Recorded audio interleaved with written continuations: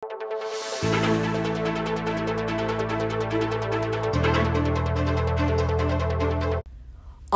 king vertical clearance na ring flyover, asa sabong danorin deng track deng traffic lights kaya king syudad ning San Fernando, Pampanga.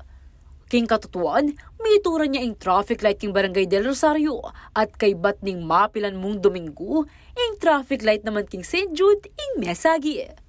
Agpang king hepe na ning City Public Order and Safety Coordinating Office o si POSCO ay Louie Clemente, atin posibilidad amituran la rin traffic lights kay bayon traffic scheme akarelang patupad.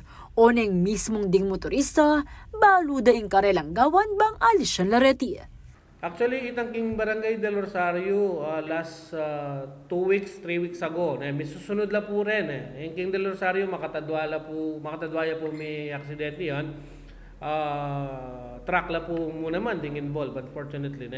So, itapin po, at race naman po itang may gibandi at naman po, kumbaga, itang responsibility na pagibata na naman. Dagdag na pang Clemente, aparte king violation, responsibilidad na muri ni Miki kasalanan ni kay pamanyabal ing pamangawa kareti. So, ito niya po responsibilidad itang may kasagi. Kadwa na po nito, kailangan niya naman pong bayaran itang kayang violation with regards to traffic rules and regulation naman. So, kailangan po masettle la reta. Usually po, patse involved lang yung aksidente, mau-hold niya po dapat itang lisensya na ng involved driver.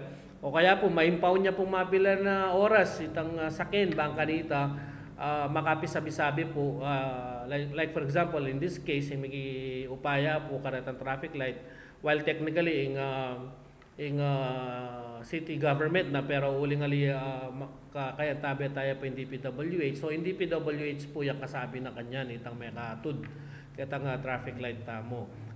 Kimpamit talamitan na ni CLTV 36 News kang Clemente, sinabi na naman na temporary lang pang may papagana remesirang traffic lights. Uling maragula ang bagde ni kin traffic situation king syudad.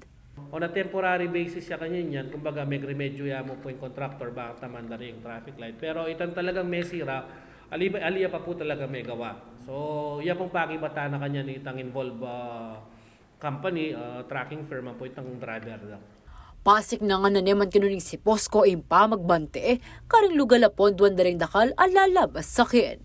Paganaka ng Clemente, usong ating enforcer king traffic box, adyang gagana yung traffic light, tukyan niya yung kumpas na ning enforcer. Pakisabi na mukha ng mayap ning si POSCO kayang publiko at kanyang motorista ipamisawpan at pamanintindi.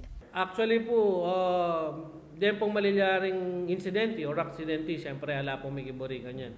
Pero may itong yamo po yung sisiguraduan mi, kayong departamento mi po, the soonest possible time, yung response mi po. Kanya nga pansinan nyo po, madalas sa may kaka-aksidente, kay it will just take 2 hours, 3 hours, clear miya po yung lugar.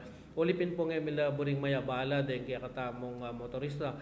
Yamo po nga pangako mita, karing kaya katamong pong motorista, na nung sakasakali man po kasi unavoidable na po din and kahit talaga may ka-incidente. Pero rest assured naman po, ali kami po magpatsaman-tsaman kayong respondi mi. Uling balo mi po kasi kami muna man pong magkasakit patse kami po kinimot mabilis. Kaya be JM Jesus, ako ingke kang talasuyo, Liana Kanilaw, ating pusong makabalin.